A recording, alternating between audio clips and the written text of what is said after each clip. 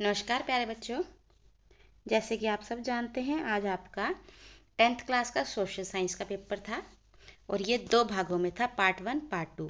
जो पार्ट 1 था वो सब्जेक्टिव था, अर्थात उसमें आपको शॉर्ट, वेरी शॉर्ट और लॉन्ग आंसर्स लिखने थे और ये सभी सेट में लगभग समान था। सिर्फ उसकी ऑर्डरिंग जो थी वो चेंज थी। जैसे कि इतिहास की बात करें तो यूरोप में वुड ब्लॉक विधि क्यों प्रचलित हुई?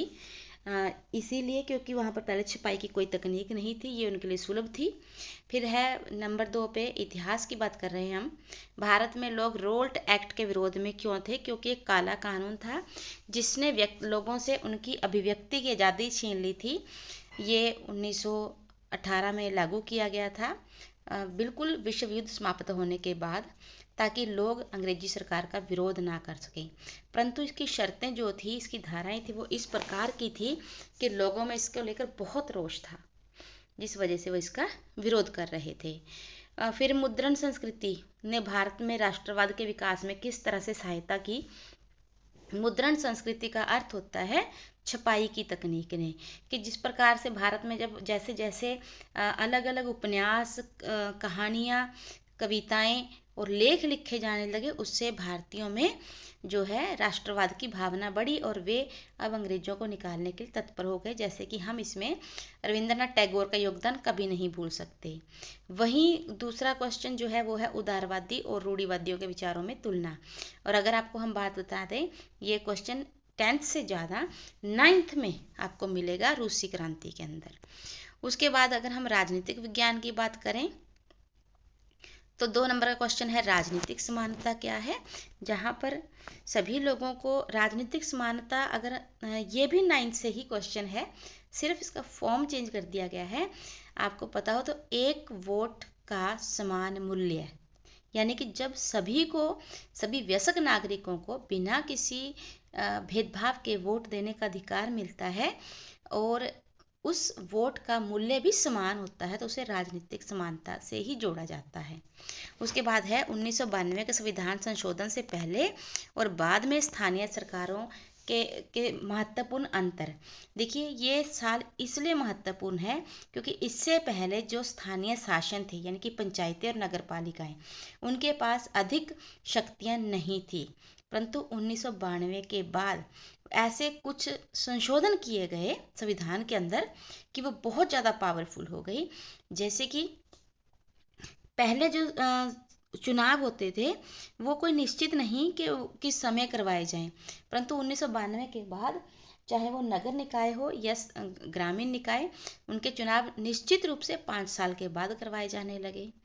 उसके बाद नंबर 2 की बात करें तो ये चुनाव जो है पहले किसी संस्था के द्वारा नहीं करवाए जाते थे, लेकिन अब वो चुनाव आयोग, राज्य चुनाव आयोग के द्वारा संचालित किए जाने लगे।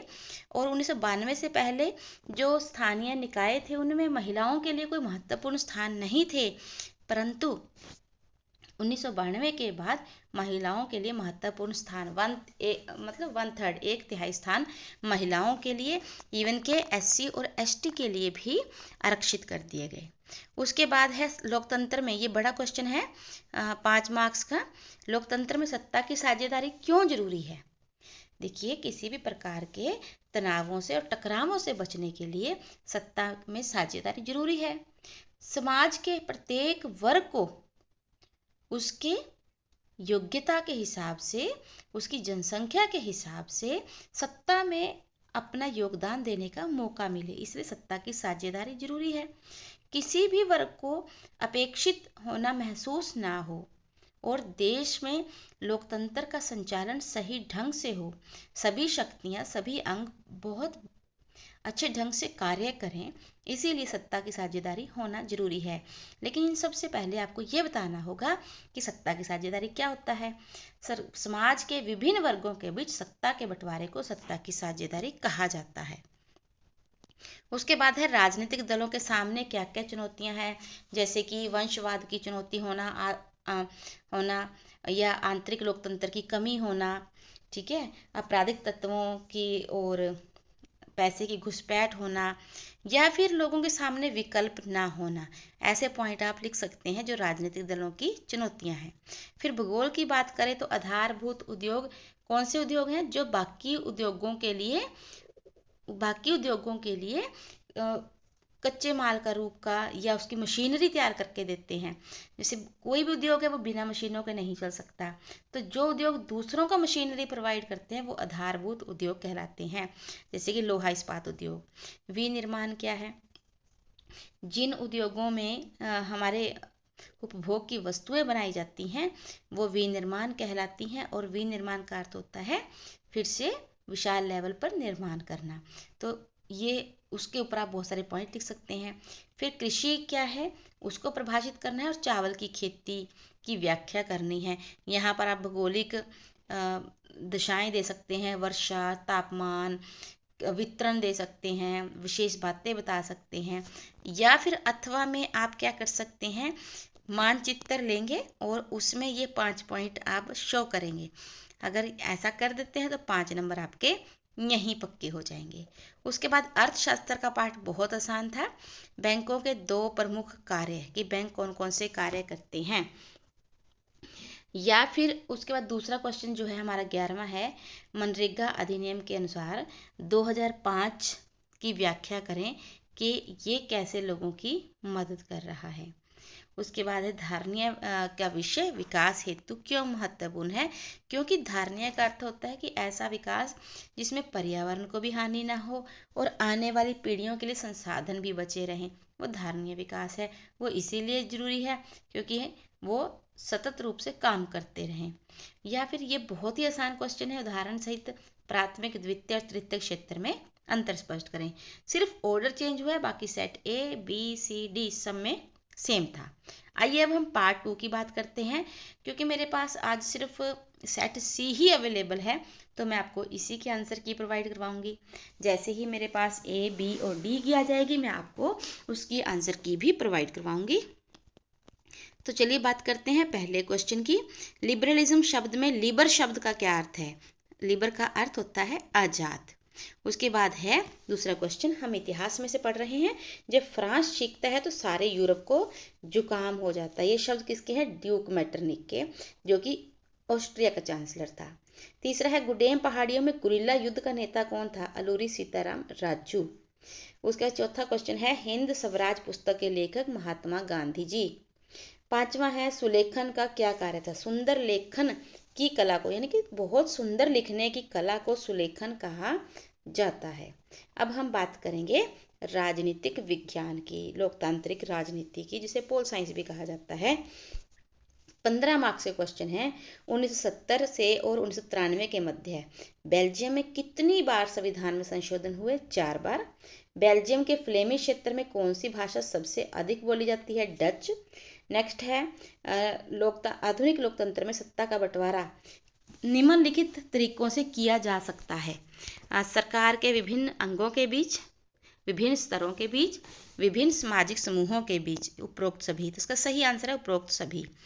भारतीय संविधान में कितनी सूचियां हैं? 3, केंद्रीय, राज्य और संवर्ती। 10वां क्वेश्चन है ग्रामीण स्थानीय सरकार को अन्य किस नाम से जाना जाता है? ग्राम पंचायत। पंचायती राज नहीं आएगा। उसके बाद है भारतीय संविधान द्वारा कितनी भाषाओं को अनुसूची भाषा सूची में दर्ज किया गया है? तो यहाँ 22 आएगा, जिसमें से एक हमारी जो है वो राजभाषा है, बाकी 21। लेकिन यहाँ पर अगर दोनों को मिला दिया जाए तो वो 22, इसलिए सही आंसर 22 होगा। जब विभिन्न दल सरकार बनाने के लिए सत्ता को साझा करते हैं तो उसे क्या कहा जाता है? गठबंधन। जैसे कि मान लीजिए किसी भी दल को बहुमत नहीं मिलता है तो वो आपस में मिलकर सरकार का निर्माण करते हैं, उसे गठबंधन सरकार कहते हैं। भारतीय चुनाव आयोग के अनुसार भारत में कितने राष्ट्रीय दल हैं? 2019 के अनुसार, आपकी बुक के अनुसार 7। भारतीय राष्ट्रीय कांग्रेस की स्थापना कब हुई? 1885 में। बहुजन समाजवादी पार्टी के संस्थापक कौन थे? कांशीराम। उसके बाद है लोकतांत्रिक सरकार सुनिश्चित करती है स्वतंत्र और निष्पक्ष चुनाव, राजनीतिक समानता, अभिव्यक्ति की आज़ादी। तो ये तीनों ही ऑप्शन सही है, इसलिए क्या आ जाएगा? उपरोक्त सभी। भारत में प्रत्येक राजनीतिक दल को डैश के पास पंजीकरण करवाना आवश्यक होता है। तो यहाँ पर क्या आएगा, चुनाव आयोग। नेक्स्ट है विधायिका डैश और डैश सरकार के 3 अंग होते हैं, विधायिका, कार्यपालिका और न्यायपालिका। अगला क्वेश्चन बहुत सुंदर है, बहुसंख्यकवाद को परिभाषित करें। मान लीजिए कोई समुदाय ऐसा है समाज में जो संख्या में अधिक है और वो इसी का फायदा उठाते हुए मनचाहे ढंग से शासन करना चाहता है और अल्पसंख्यक समुदाय के हितों की अवहेलना करना चाहता है। तो ऐसी भावना का जिसका अनुसरण कोई बहुसंख्यक समुदाय कर रहा है उसे बहुसंख्यकवाद कहा जाता है। नेक्स्ट है पंचायत समिति। कई ग्राम पंचायतों को मिलाकर पंचायत समिति का गठन किया जाता है। इसे मंडल या प्रखंड स्तरीय पंचायत भी कहा जाता है। उसके बाद नेक्स्ट क्वेश्चन है कि निम्नलिखित राज्यों में से किसमें भूनिम्नीकरण का प्रमुख कारण जो है वो अधिक चराने की वजह से, तो इसमें मध्य प्रदेश और राजस्थान आ सकते हैं। नेक्स्ट है कपास उत्पादन के लिए सबसे उपयुक्त मिट्टी कौन सी है, काली मिट्टी है। नेक्स्ट है प्रथम अंतर्राष्ट्रीय पृथ्वी शिखर सम्मेलन का आयोजन कहाँ हुआ, रियो डे जनेरियो, ये ब्राजील में है। खीरा और तरबूज की कृषि उदाहरण है किसकी है, जायद की। निम्नलिखित फसलों में से ऐसी फसल पहचाने जो तैयार होने में लगभग 1 वर्ष का समय लेती है, तो इसका सही आंसर होगा गन्ना। निम्नलिखित में से व्यावसायिक फसलें कौन सी हैं, चाय। भारत में रेशम वस्त्र उद्योग का प्रमुख केंद्र कौन सा है, मैसूर। ये आपके एनसीईआरटी की बुक में आप सोच भी नहीं सकते कहाँ से उठाया होगा आंसर या प्रश्न, ये मैप में से। मैप में 3 छोटे छोटे केंद्र मैसूर और मैसूर के आसपास दिखा रखे हैं, केवल वहीं पर ही रेशम वस्त्र उद्योग मुख्य रूप से जो है प्रफुल्लित हो रहा है। जल प्रदूषण के लिए जिम्मेवार प्रमुख उद्योग। देखिए यहाँ पर बहुत जबरदस्त कन्फ्यूजन हो जाती है। प्रमुख उद्योग जो जल प्रदूषण करता है, देखिए यहाँ पर ऑप्शन नहीं है कागज लुगदी, वो भी बहुत ज़्यादा जल प्रदूषण के लिए जिम्मेवार है, परंतु वो ऑप्शन में नहीं है। और इसके बाद जो दूसरे नंबर पे आता है वो है वस्त्र उद्योग, जिसके कारण जल प्रदूषण होता है। फिर है NHAI, national highway authority of India. ये क्या करती है, ये जो भारत के नेशनल हाईवेज हैं उनके देख रेख का कार्य करती है। उसके बाद है जिला मुख्यालय को जिले की अन्य भागों से जोड़ने वाली सड़कों को क्या कहा जाता है, जिला सड़कें। नेक्स्ट है एल्यूमिनियम उद्योग के लिए आधारभूत कच्चा माल के रूप में किसका प्रयोग किया जाता है, बॉक्साइट का।